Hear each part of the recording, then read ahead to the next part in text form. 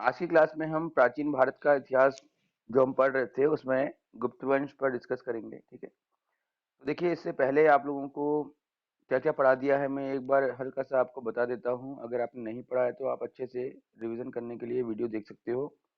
जिन्होंने class attend नहीं की है, जिन्होंने क्लास अटेंड की उन्होंने तो नोट्स बनाए होंगे, और नोट्स आप लोगों को मैं व्हाट्सएप में भेज भी चुका हूँ ग्रुप में। ठीक है, तो देखिए सबसे पहले आपने पढ़ा पूरा पाषाण काल, मध्य पाषाण काल, नव पाषाण काल, ताम्र पाषाण काल, यानी कि पाषाण काल खत्म किया आपने पहले।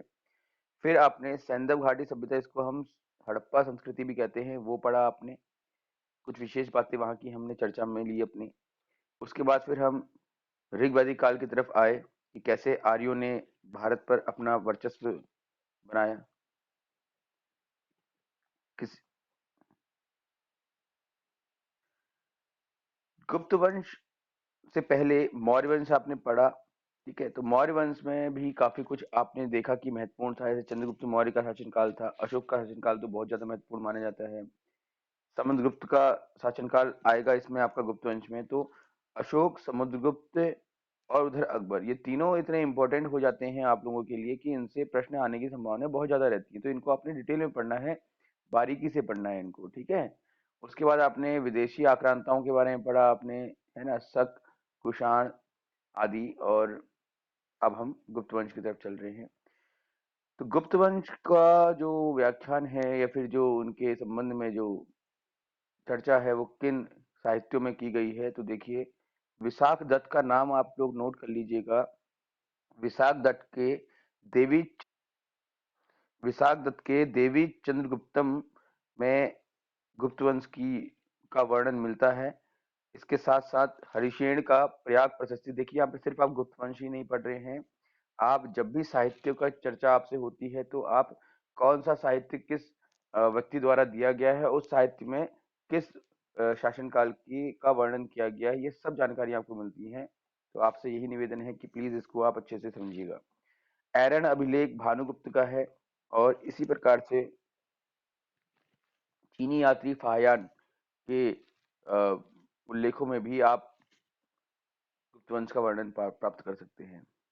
तो आरंभ करते हैं गुप्त वंश का एक टाइमलाइन जैसा, उसके बाद हम अलग अलग राज्यों के बारे में पढ़ेंगे। श्रीगुप्त को इस वंश का संस्थापक माना जाता है। श्रीगुप्त के पुत्र थे घटोत्कच गुप्त, और उसके बाद आते हैं चंद्रगुप्त प्रथम। तो चंद्रगुप्त प्रथम को गुप्त वंश का वास्तविक संस्थापक कहा गया है। क्यों कहा गया है कि चंद्रगुप्त प्रथम के समय में काफी साम्राज्य का विस्तार हुआ, और गुप्त वंश कहें कि एक छोटे से राज्य से उठ करके एक बहुत बड़े साम्राज्य का शासक बन गया। 319 ईस्वी से 335 ईस्वी तक चंद्रगुप्त प्रथम का शासन रहा है। देखिए इससे पहले श्रीगुप्त और घटोत्कच गुप्त के संबंध में बहुत सारी बातें नहीं मिलती हैं आपको, इसलिए चंद्रगुप्त प्रथम के आगे से पढ़ाया जाता है हमेशा। समुद्रगुप्त आप जानते ही हैं, भारत का नेपोलियन कह करके इनको संबोधित किया जाता है। 335 ईस्वी से 375 ईस्वी तक समुद्रगुप्त का शासन रहा है। बहुत लंबा शासन है, छोटा शासन नहीं है। और शासन काल में इन्होंने बहुत बड़ा अपना जो साम्राज्य है वो विस्तार किया था उसका। ठीक है, चंद्रगुप्त द्वितीय, जिनको हम चंद्रगुप्त विक्रमादित्य भी कहते हैं। तो चंद्रगुप्त विक्रमादित्य का समय जो है उसको स्वर्ण काल लिखा गया है इसमें। देखो वैसे तो पूरे गुप्त वंश को ही हम स्वर्ण काल कहते हैं, क्योंकि इसमें काफी साहित्यिक उत्थान हुआ था भारत में, सॉरी सांस्कृतिक उत्थान हुआ था भारत में, इस कारण से इसको स्वर्ण काल कहा जाता है। चंद्रगुप्त को विक्रमादित्य भी कहा जाता है, और विशेष बात यह है कि चंद्रगुप्त के समय में फाहियान का भारत आना हुआ था। फाहियान कौन है? चीनी यात्री है। कुमारगुप्त, कुमारगुप्त कौन है? चंद्रगुप्त के पुत्र हैं। देखो नालंदा की संस्थापक हैं ये। तो नालंदा की स्थापना किसने की थी, या किसने नालंदा का निर्माण करवाया था? तो उसके लिए आंसर आपका रहेगा कुमारगुप्त। ये बहुत इंपॉर्टेंट है, पूछा गया है लास्ट ईयर एग्जाम में। स्कंदगुप्त के समय में हुणों का आक्रमण हुआ, और हुणों का आक्रमण होने के बाद से फिर जो ये गुप्त साम्राज्य था वो धीरे धीरे धीरे सिमटने लगा। और इसी क्रम में फिर नरसिंहगुप्त और अंतिम जो शासक थे विष्णुगुप्त के बाद गुप्त वंश का पूर्णतः अंत हो गया। तो आइए अब डिटेल में समझते हैं। श्रीगुप्त जिनका शासन दो 240 से 280 ईस्वी का बताया है। ये एक बहुत छोटे से क्षेत्र में राज किया करते थे। और गुप्त वंश के अधिकांश शासन के शासकों का उल्लेख प्रभावती गुप्त के पूर्णा ताम्रपत्र में प्राप्त होता है। याद रखना ये नाम आपने, प्रभावती ये है ना आपका, ठीक है। प्रभावती का पूर्णा ताम्रपत्र जो है यहाँ प्राप्त होता है आपको ये। इसमें श्रीगुप्त को गुप्त वंश का अधिराज कहा है, या आदिराज भी इसको आप कह सकते हैं, क्योंकि सबसे पहले गुप्त वंश में श्रीगुप्त का ही वर्णन होता है, उनको अधिराज कह के पुकारा गया है, तो यह माना जा सकता है कि गुप्त वंश की नींव रखने का जो श्रेय है वो श्रीगुप्त को ही जाता है। ठीक है। इनका जो गोत्र है वो धारण था, तो धारण गोत्र से संबंधित थे ये। इन्हें इसने महाराज की उपाधि धारण की थी तथा चीनी यात्री इत्सिंग के अनुसार मगध के एक मंदिर का निर्माण करवाया था, अ, और 24 गांव दान में दिए थे। तो ये बात आप याद रख सकते हैं कि अगर पूछा जाता है आपसे कि गुप्त वंश के किस शासक ने मगध में एक मंदिर का निर्माण करवाया और 24 गांव दान में दिए, तो इसके लिए आप श्रीगुप्त को आंसर में टिक कर सकते हैं। घटोत्कच गुप्त, घटोत्कच भीम के पुत्र का नाम भी था, आपको याद होगा महाभारत में, तो है ना। तो घटोत्कच गुप्त का जो शासनकाल है वो 280 से 319 ईस्वी तक है। देखो सभी ने बहुत लंबा लंबा शासन किया, लगभग 30 से 40 साल इन्होंने शासन किया ही है। कुछ अभिलेखों के अनुसार घटोत्कच या गुप्त वंश का प्रथम शासक कहा गया है। कुछ अभिलेखों में देखो, ऐसे ही कुछ अभिलेख ऐसे हैं जहां पर चंद्रगुप्त प्रथम को कहा गया है प्रथम शासक इसका, ठीक है। इन्होंने भी महाराजा की उपाधि धारण की थी, बस इतना इंपॉर्टेंट है। अब आते हैं हम चंद्रगुप्त प्रथम से, और ये बड़ा इंपॉर्टेंट होता है। पहले जब बचपन में पढ़ा करते थे तो चंद्रगुप्त और चंद्रगुप्त मौर्य में हम बड़ा कंफ्यूज हो जाया करते थे। तो इन्होंने महाराजा धीराज की उपाधि धारण की है। उपाधि मैं पहले भी कह चुका हूँ आप लोगों से, देखो आप कहीं भी पढ़ लीजिए, कैसा भी पढ़ लीजिए, कोई भी किताब पढ़ लीजिए, अच्छी से अच्छी, बुरी से बुरी, चार ही चीजें इंपॉर्टेंट होती हैं किसी भी इतिहास में। पहला पहला होता है उस राजा का नाम जिसने किसी वंश की स्थापना की हो। दूसरा होता है उस वंश के उन राजाओं का नाम जिन्होंने कुछ विशेष उपाधियां धारण की हो। ठीक है। तीसरा होता है यदि किसी राजा ने अपने कार्यकाल में किसी शहर या किसी इमारत की स्थापना कराई हो विशेष रूप से, ठीक है ना। और चौथा होता है उस शासनकाल की संपूर्ण शासन व्यवस्था कैसी थी, जैसे कि आपको मैंने अशोक के शासनकाल में समझाया था अभी, ठीक है। और इससे पहले जिनको मैं मध्य भारत ये मध्यकाल पढ़ा चुका हूँ भारत इतिहास का, उसमें समझाया था आप लोगों को मैंने अलाउद्दीन खिलजी और अकबर के बारे में, उनके शासनकाल की व्यवस्था। ये चार चीजें इंपॉर्टेंट होती हैं, कहीं भी आप देखें तो इनको आप अच्छे से नोट्स बनाएं। बहुत ज्यादा पढ़ करके कोई फायदा नहीं होता है, शॉर्ट पढ़ना चाहिए और बिल्कुल टू द पॉइंट पढ़ना चाहिए, ठीक है। तो इन्होंने महाराजा धीराज की उपाधि धारण की, तो विशेष क्या हो गया है कि अब चंद्रगुप्त मौर्य गुप्त वंश के पहले शासक थे जिन्होंने महाराजा धीराज की उपाधि धारण की थी, तथा रजत की चांदी की मुद्राएं चढ़ाई थी। अपने राज्यारोहण यानी राज्याभिषेक की स्मृति में इन्होंने गुप्त वंश चलाया। इनका विवाह लिच्छवी की देवी कुमार देवी से हुआ था। तो गुप्त वंश किसके द्वारा चलाया गया था? गुप्त संवत किसके द्वारा चलाया गया था? तो गुप्त वंश के प्रतापी शासक जो हैं चंद्रगुप्त प्रथम, जिन्हें महाराजा धीराज भी कहा गया है, उनके द्वारा ये गुप्त संवत चलाया गया। इन्हें गुप्त वंश का प्रथम शक्तिशाली एवं प्रसिद्ध शासक माना गया है। अब आते हैं हम समुद्रगुप्त में। देखिए समुद्रगुप्त का शासनकाल जो है 335 ईस्वी से 380 ईस्वी तक चला है, और इन्हें भारत का नेपोलियन भी कहा गया है। आपके लिए प्रश्न ये है कि समुद्रगुप्त को भारत का नेपोलियन किसने कहा है? ये आप लोगों के लिए क्वेश्चन है। इसे आप कमेंट बॉक्स में अगर आपको आंसर आता है तो डाल सकते हैं, नहीं आता है तो आप लोग सर्च कर लीजिए, ठीक है। तो भारत का नेपोलियन किसने कहा है समुद्रगुप्त को? और जो इतिहासकार हैं भविष्य के, वही ऐसा कुछ करते हैं। इनके दरबार में सुप्रसिद्ध कवि हरिशेन रहा करते थे। हरिशेन की प्रमुख रचना क्या है? आप कमेंट बॉक्स में आंसर दीजिएगा। इन्होंने अपने विजय क्षेत्र को 5 क्षेत्रों में विभाजित किया था। कौन कौन से वो 5 क्षेत्र थे? देखो, सबसे पहले तो गंगा यमुना का दोआब कहाँ पड़ता है? ये उत्तर में पड़ता है, ठीक है। इसके बाद पूर्वी हिमालय। पूर्वी हिमालय कहाँ हुआ आपका? पूर्वोत्तर जो क्षेत्र पड़ते हैं ना हमारे देश के, वो। ठीक है। इसके बाद विंध्याचल पर्वत कहाँ है? मध्य में है, आपको पता ही है ना। इसके बाद पूर्वी दक्कन और दक्षिणी भारत।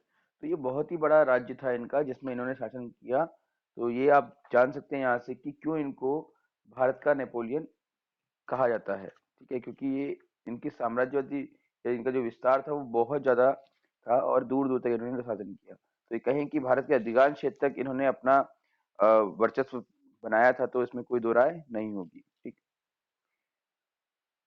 और पांचवा, यहाँ के 12 शासकों को हराकर इन्होंने मुक्त भी कर दिया था। देखो, ये इनकी इस नीति का वर्णन इतिहासकारों ने किया है, क्योंकि वो ये कहते हैं इतिहासकार कि जिन राजाओं ने दक्षिण के राजाओं को हराया, ठीक है, और उनको अपने अधीन रखा, तो उनका शासन लंबे समय तक सफल नहीं हो पाया, क्योंकि जब आप किसी व्यक्ति को हराकर अपने अधीन करते हैं तो आपकी अधीनता से बाहर आने का वो प्रयास जरूर करता है और इस चक्कर में विद्रोह होता है। लेकिन इन्होंने कुछ अलग ही नीति अपनाई। इन्होंने दक्षिण के राजाओं को हराया भी, या पूर्व पश्चिम जहाँ के राजा को हराया, उनको हराया तो सही लेकिन उनको मुक्त कर दिया। ठीक है, स्वतंत्र कर दिया उनको, जिससे कि वो राजा क्या हुए, वो राजा समुद्रगुप्त के कृतज्ञ हो गए, यानी कि इनके एहसान तले दब गए, और किसी तरह का विद्रोह की तो कोई संभावना ही नहीं बनती, क्योंकि वो तो किसी भी प्रकार की अधीनता में है ही नहीं। ठीक है। तो इस कारण से समुद्रगुप्त का जो साम्राज्य था वो लंबे समय तक फैला रहा। शकों और कुषाणों के अधिक क्षेत्र भारत व अफगानिस्तान तक भी इन्होंने राज किया अपना।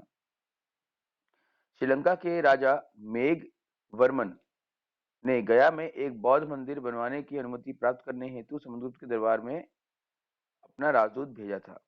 ठीक है। तो श्रीलंका के राजा का नाम आप यहाँ पे याद कर सकते हैं। राजा का नाम है मेघवर्मन। प्रश्न ये पूछा सकते हैं आपसे कि किस देश के राजा ने बौद्ध मंदिर बनाने की अनुमति समुद्रगुप्त से प्राप्त की थी? तो ऑप्शन आपका आ सकता है श्रीलंका के राजा मेघवर्मन या कुछ और। याद रखिएगा, मेघवर्मन इनका नाम है। ठीक है। अब वर्मन ऐसे लिखिए चाहे ऐसे लिखिए, आप एक ही बात है आपकी। वर्मन आप ऐसे भी लिख सकते हैं। ठीक है। तो कहीं पर अगर आपको ऐसे दिखाई दे तो ये ना सोचे कि स्पेलिंग मिस्टेक है, ऐसा कुछ नहीं है, दोनों ही तरीके से आप लिख सकते हैं। इसके संबंध में अधिकांश जानकारी इलाहाबाद के प्रशस्ति से मिलती है। प्रशस्ति मतलब होता है प्रशंसा। ठीक है, जब आप किसी की प्रशंसा करते हैं तो उसी को आप संस्कृत में प्रशस्ति कहते हैं। तो इलाहाबाद प्रशस्ति से इनकी संबंध में अधिकतम जानकारी मिलती है, और जानकारी ये मिलती है कि पूरे जीवन भर इनको कोई हरा नहीं पाया, यानी कि अपराजित रहे। बहुत बड़ी बात है अपने आप में। किसने कहा था भारत का नेपोलियन? इनको देखो आ गया है आपके लिए आंसर, नोट कर लीजिएगा। सॉरी वी ए स्मिथ द्वारा इनको भारत का नेपोलियन कहा गया था। ठीक है ना, किसके द्वारा? वी ए स्मिथ द्वारा। तो वी ए स्मिथ द्वारा समुद्रगुप्त को भारत का नेपोलियन कहा गया है। ये स्वयं को लक्षवी दोहित्र भी कहा करते थे। ये भी इनकी एक उपाधि है, तो इसको भी याद रखिएगा आप। ठीक है। लक्षवी दोहित्र किसे कहा जाता है? तो समुद्रगुप्त ने खुद को लक्ष्मी लिच्छवी दोहित्र कहा है। सॉरी, लिच्छवी दोहित्र क्यों? क्योंकि इनकी माता कौन थी? लिच्छवी की राजकुमारी थी। ठीक। चलिए आगे बढ़ते हैं। हम अब बात करते हैं चंद्रगुप्त द्वितीय की। चंद्रगुप्त द्वितीय 375 से एक 415 तक शासन किए थे, और ये विक्रमादित्य की उपाधि इन्हें धारण की थी। ठीक। तो इसीलिए इनको चंद्रगुप्त द्वितीय ना कह करके चंद्रगुप्त विक्रमादित्य कहा जाता है। द्वितीय तो इसलिए कहा जाता था कि इनके दादाजी का नाम भी चंद्रगुप्त था। इन्होंने उज्जैन को अपनी द्वितीय राजधानी बनाया, और इनकी पुत्री प्रभावती द्वारा ही पूर्णा स्थित ताम्रपत्र लेख लिखा गया था। तो जिस पूर्णा ताम्रपत्र अभिलेख में गुप्त वंश का वर्णन है, वो किसके द्वारा लिखा गया है? प्रभावती गुप्त द्वारा। और प्रभावती गुप्त कौन है? तो ये चंद्रगुप्त विक्रमादित्य की पुत्री हैं, ये आपने याद रखना है। जिसका विवाह इन्होंने वाकाटक, वाकाटक क्या है? ये दक्षिण पश्चिम के कह सकते हैं कि महान शासक थे। मध्य भारत लिखा हुआ है यहाँ पर वैसे तो। ठीक है।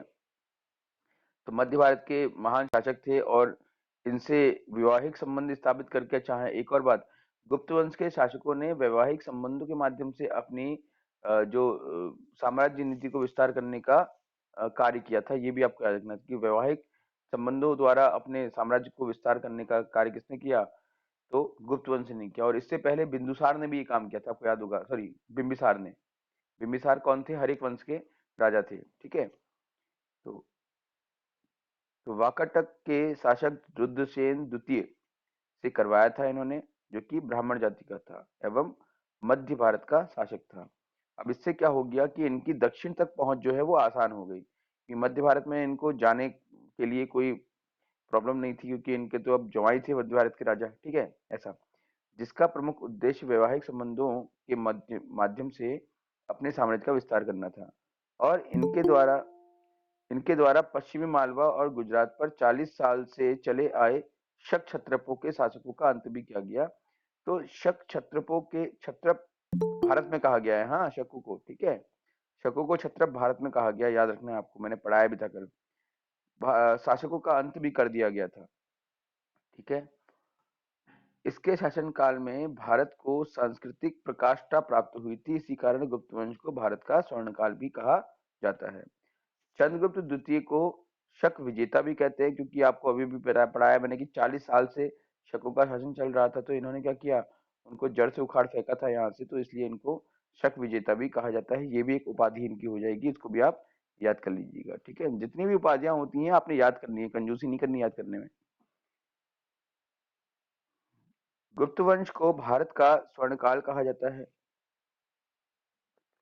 गुप्त वंश के सिक्कों में या चंद्रगुप्त के सिक्कों में देवश्री अंकित है।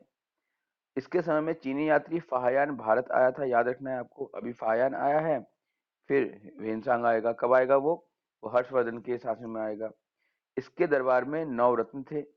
और चंद्रगुप्त द्वितीय के जो नवरत्न थे कौन कौन थे देखिए, हरिशेन थे, ठीक है, कवि थे, कविताएं लिखा करते थे ये। बारह मिहिर थे, खगोल विज्ञान के महान विद्वान थे। वर रुचि थे, व्याकरण के विद्वान थे, ठीक है। धनवंतरी थे, चिकित्सा का इनको,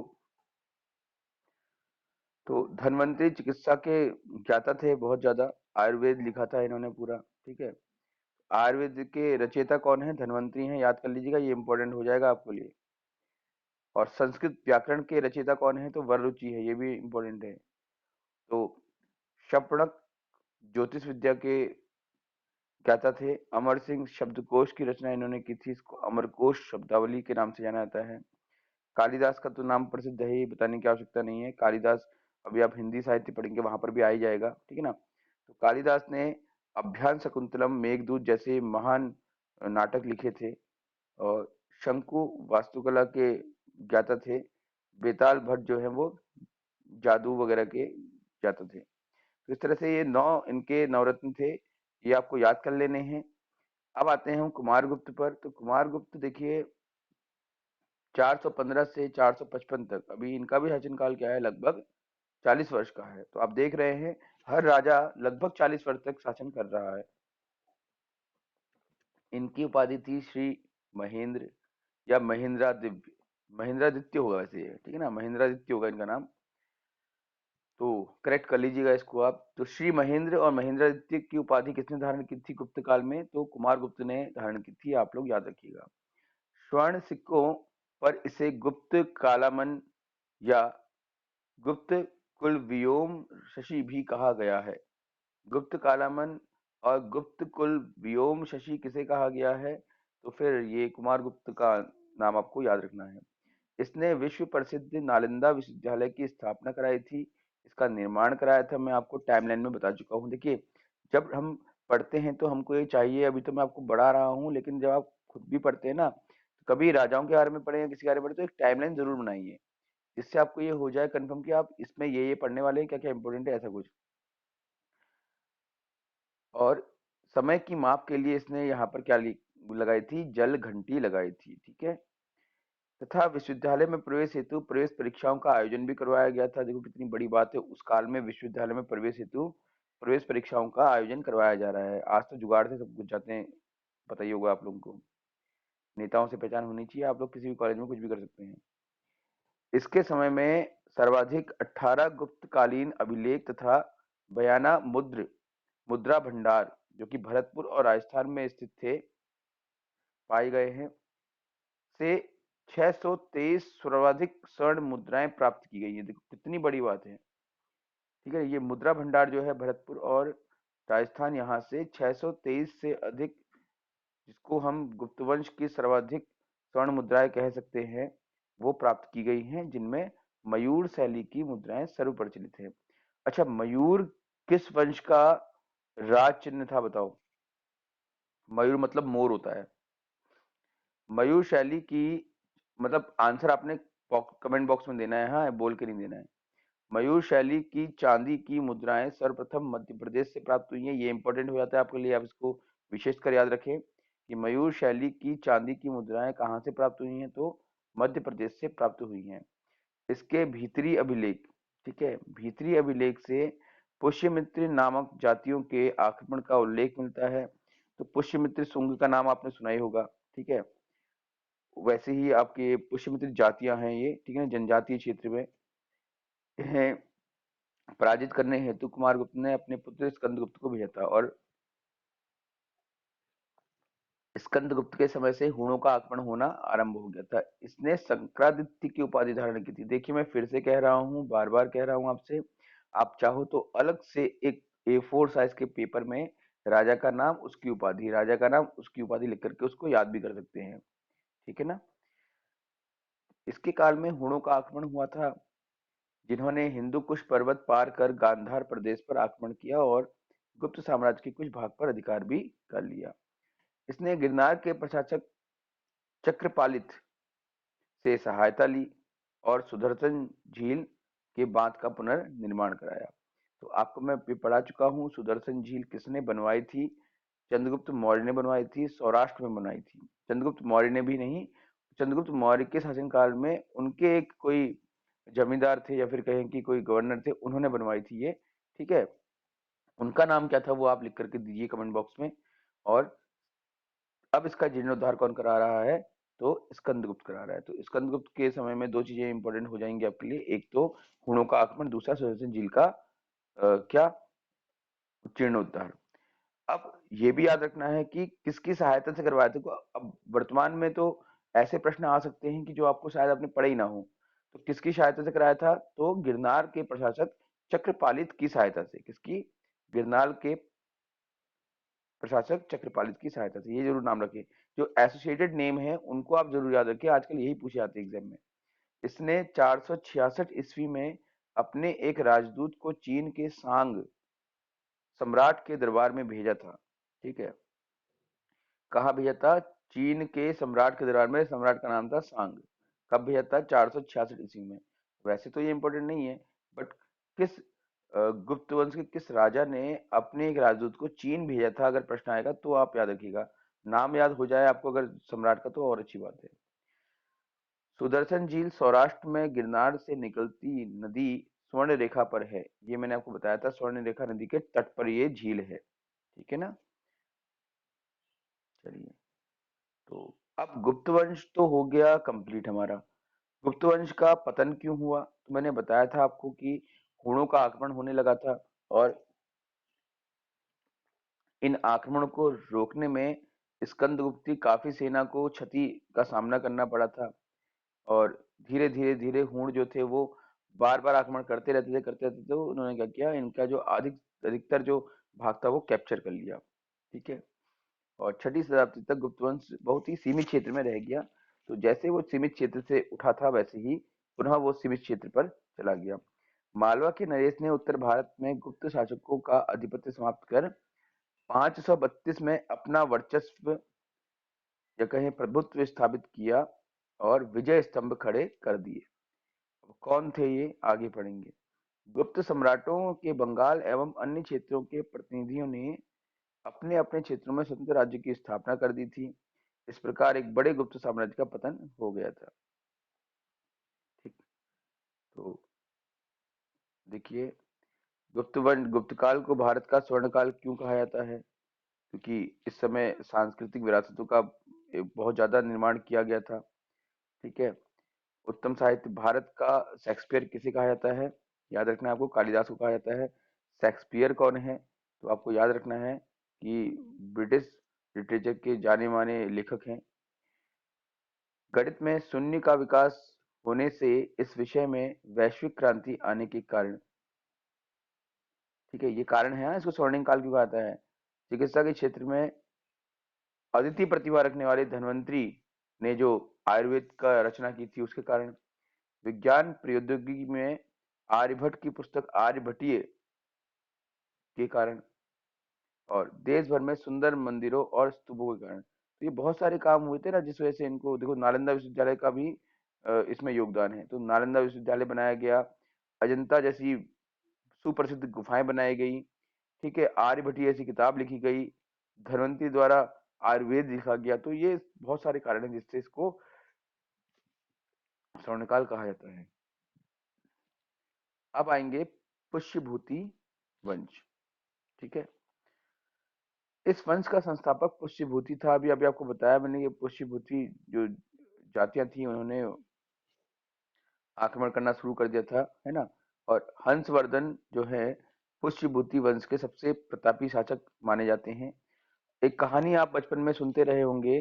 कहानी क्या थी कि एक राजा है, उसकी पत्नी को कोई दूसरा राजा आक्रमण करके उठा ले जाता है, और जो राजा है वो इतना डरपोक होता है कि उसको बचाने नहीं जा पाता है। तो उसका छोटा भाई जाता है और एक स्त्री, सॉरी, वो राजा आक्रमण करके ले जाता नहीं है, कहता है कि मुझे अपनी स्त्री मेरे पास भेज देना, वरना मैं तुम्हारे राज्य में आक्रमण कर दूंगा, ठीक है। और उसका छोटा भाई जो होता है वो स्त्री का वेश धारण करके जाता है और उस राजा को मार देता है, ठीक है। तो इस प्रकार से अपने राज्य की रक्षा कर लेता है। तो वो राज्य की रक्षा करने वाला हर्षवर्धन ही था, ठीक। तो पिता का नाम था इनके प्रभाकर वर्धन और माता का नाम था यशोमती। इनके बड़े भाई का नाम था राजवर्धन द्वितीय। इन्होंने कन्नौज को अपनी राजधानी घोषित किया था। तो कन्नौज थी किसकी राजधानी? पुष्य भूति शुंग के राजाओं की राजधानी, ठीक है। इसके बाद कन्नौज राजनीति शक्ति का एक प्रमुख केंद्र बन गया। 7वीं सदी के कन्नौज की अभेदी किला बंदी थी, ठीक है। तो 7वीं सदी में कन्नौज की जो अभेद किला बंदी थी, जिस कारण से कन्नौज बहुत ज्यादा महत्वपूर्ण हो गया था किसी प्रकार के राजनीति में। हर्ष के दरबारी कवि बाण भट्ट ने हर्ष चरित की रचना की है। और हर्ष चरित में तो हर्ष के चरित्र के बारे में इन्होंने व्याख्यान किया होगा, आप लोग जानते ही हैं कि हर राजा के दरबार में कोई अगर लेखक या कवि होता था तो वो राजा की तारीफ में कुछ ना कुछ लिखा करता था। चीनी यात्री हेनस्वांग भी जो है वो हर्षवर्धन के दरबार में भारत आया था और 12 वर्ष तक भारत में अध्ययन करने के लिए रहा। हर्ष की सेना में 60 लाख हाथी और 1 लाख घोड़े थे, जो कि एक विशाल सेना का घोतक है। और हर्षवर्धन सूर्य व शिव का उपासक था। तो याद रखना है कि हर्षवर्धन किसका उपासक था, तो ये इंपॉर्टेंट आपके लिए हो जाता है, सूर्य और शिव का उपासक। इंपॉर्टेंट तो ये भी था कि हर्षवर्धन के शासन काल में कौन आया था, बताओ? वेनसांग आया था, बताया था आप लोगों को मैंने, है ना। फाहियान कब आया था? चंद्रगुप्त द्वितीय के शासन में, ठीक। तो ये नाम याद रखने आप लोगों ने, पूछे आते हैं एग्जाम में, लेकिन आपको याद रहता तो इसलिए मैंने उस पर ज्यादा फोकस नहीं किया। इसका एक और नाम था शिलादित्य, इसको शिलादित्य भी कहा जाता था। इसका साम्राज्य कश्मीर को छोड़कर संपूर्ण उत्तर भारत में फैला हुआ था, और दक्षिण भारत के अभियान को नर्मदा तट पर चालुक्य वंश के प्रतापी राजा पुलकेशिन द्वितीय ने रोक दिया था। अभी आप लोग पढ़ रहे हैं उत्तर भारत के शासकों के बारे में। कल की क्लास में हम दक्षिण भारत के जो वंश हैं कुछ विशेष, उन पर चर्चा करेंगे, ठीक है। वहां पर आप जानेंगे पुलकेशिन का नाम। वेनसांग के अनुसार हर्ष की राजकीय आय 4 भागों में बटी हुई थी, विभाजित थी, और जिनमें से एक भाग ये स्वयं के कार्य के लिए और दूसरा भाग धार्मिक कार्यों के लिए सुरक्षित रखता था। इसके समय में ताम्र पत्रों पर 3 करों का उल्लेख है। कौन कौन से 3 कर हैं देखो। पहला है आपका भूमि कर, जो कि उपज का 1/6 भाग होता था। दूसरा हिरण्य कर, जो कि व्यापारियों से लिया जाता था, ठीक है। और तीसरा था आपका बलि, जिसे धार्मिक कर के रूप में माना जाता था। तो 3 करों की इसमें वर्णन है। हर्ष के प्रशासन में प्रमुख अधिकारी कौन कौन थे देखिए। अब इससे पहले आपने अशोक के शासनकाल के प्रमुख अधिकारी वगैरह पढ़े हैं, जो कि आपको शायद याद नहीं है अभी, तो उनको याद कर लीजिए प्लीज, रिक्वेस्ट है आपसे। और इस क्लास के बाद अभी कृतिका और ऋतु आप लोग 5-5 क्वेश्चन पूछ लीजिएगा संबंधित, ठीक है, फिर हम क्लास ओवर करेंगे अपनी। अवंती युद्ध व शांति का अधिकारी कहलाता था। सिंहनाद सेनापति को कहते थे। तो सिंहनाद कब होती है? युद्ध के लिए होती है, तो याद रखना सेनापति से इसको। कुंतल अश्वसेना का प्रधान। स्कंदगुप्त हस्ती सेना का प्रधान, ठीक है, हस्ती मतलब हाथी होगा, ठीक है। सामंत अथवा महाराज, नागरिक, सहायक, शासक का प्रमुख। और वेनसांग ने हर्ष की सेना को चतुरंगी कहा है। चतुरंगी सेना का मतलब क्या होता है? आपने सुना होगा कई बार युद्ध वगैरह में, पीरियोडिक जो मूवीज आती है, जब महाभारत वगैरह में बोलते हैं कि इसकी सेना तो चतुरंगी सेना है। चतुरंगी मतलब क्या होता है? जहां पर चार अलग अलग प्रकार के सैनिक हों, जैसे एक हाथी वाले, एक रथ वाले, एक घोड़े वाले और एक पैदल, ठीक है। तो चार प्रकार के जहां सैनिक होंगे उसको चतुरंगी सेना कहा जाता है। नालंदा की मुद्रा पर श्रीहर्ष का नाम उल्लेखित है। इसे माहेश्वर, सार्वभौम तथा महाराजाधिराज की उपाधि भी दी गई थी। तो उपाधियां सारी की सारी इंपॉर्टेंट होती हैं, ये आप लोगों ने नोट कर लेनी है, याद कर लेनी है। ह्वेनसांग के अनुसार हर्ष ने कश्मीर से लेकर गौतम का दांत कन्नौज के निकट एक संगाराम में स्थापित कर दिया था। ये कुछ खास इंपॉर्टेंट सा नहीं लग रहा है, बट आगे चलते हैं। नेपाल में हर्षवर्धन के नाम पर हर्ष संवत प्रचलित है, जो आज भी चल रहा है, जिसे संभवतः 6006 ईस्वी से चलाया जा रहा है।